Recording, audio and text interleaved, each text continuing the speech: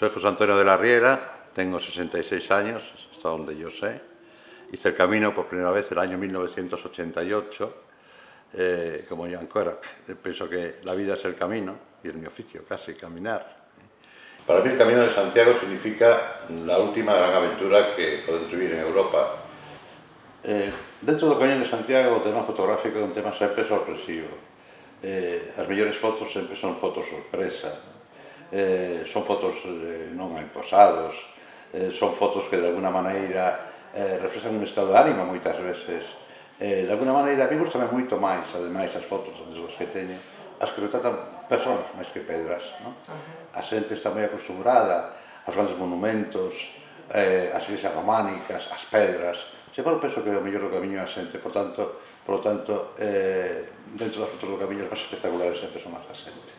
Dende o momento que unha persoa, un ser humano, entra en unha aventura libre do Camiño de Santiago, xa non abandona nunca na súa vida, forma parte de nós, para sempre, ata tal punto que moitas veces, para moitos de nós, cando chegamos a Compostela, sobre todo a primeira vez, o gran problema é que ese non é o fin do camiño, aí empeza outro camiño seguramente moito máis duro, non?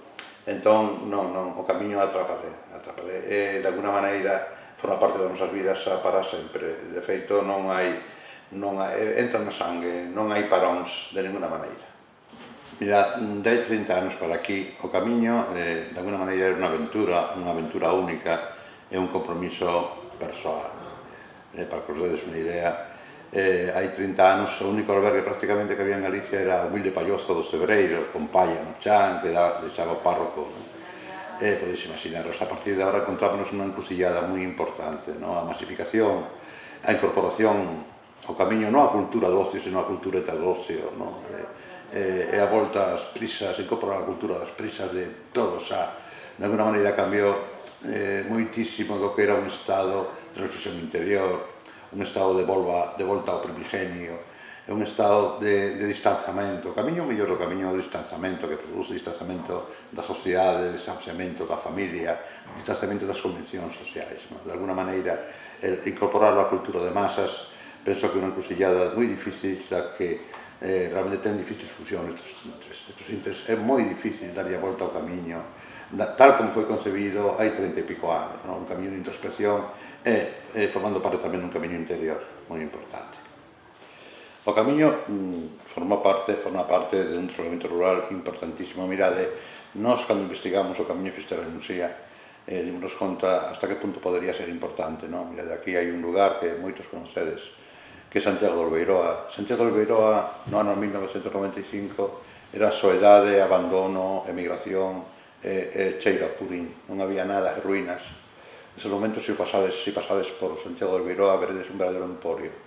Además, moi ben levado, hai casas rurais, hai restaurantes, hai albergues, hai vida. O camiño que vino a proporcionar a rural é vida. O único que nos preocupa é a sostenibilidade, é dicir, en estes momentos están a facer cousas que non nos gustan absolutamente nada, como, por exemplo, o asfaltado salvase en povos do camiño como Foncebadón. É dicir, o patrimonio é importantísimo, é un patrimonio máis de primer nivel, e todos temos que ter un sentimento, unha sensibilidade especial cara ao que é o patrimonio do camiño. Falábamos das culturas, das prisas, de todo inmediato. O camiño requere calma, requere sentimento, requere pasión, e requere, sobre todo, moito sentido común. Dende logo, cara ao rural, é algo fantástico, o camiño que aporta vida nas mochilas, pero esa vida que cuidar, e respetar. Nestes momentos temos unha preocupación dentro desa encrucillada en que se atopa o Camiño de Santiago, que nos tiene moi preocupados a toda a xente que traballamos a pé de obra estes anos. Hai que pensar en cousas tales como a mina de Touro, a pé mesmo do camiño, con un impacto paisaxístico salvaxe, o que é o Parque Eólico do río Oribio, tamén tremendo, o asfaltado das propias rutas en Galicia, algo que tendríamos como 4 biblias para contar, o asfaltado en lugares míticos do camiño como Foncebadón, a falta de sensibilidade da administración pública, tamén é moi preocupante para nós. É dicir, de alguna maneira pensa que os que teñen que velar por o cuidado dese patrimonio, os que teñen que estar aí dándolle unha protección máxima, son os que de alguna maneira están a mirar por outro lado. Nestes momentos está preocupándonos de unha maneira absoluta.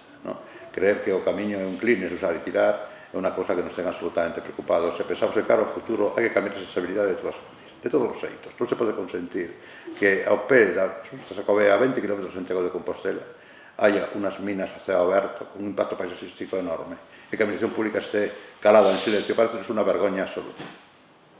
Unha vergoña absoluta. Cara a iso que estamos a pensar, cara ao futuro, é un cambio de sensibilidade na administración pública. En todos os organismos que, de alguna maneira, teñen a obriga absoluta de velar por trasladar ese legado da historia cara ao futuro. O que máis seríamos, precisamente, sería un cambio de sensibilidade completa. Non pensar que o camiño é un instrumento turístico máis, é un produto turístico máis.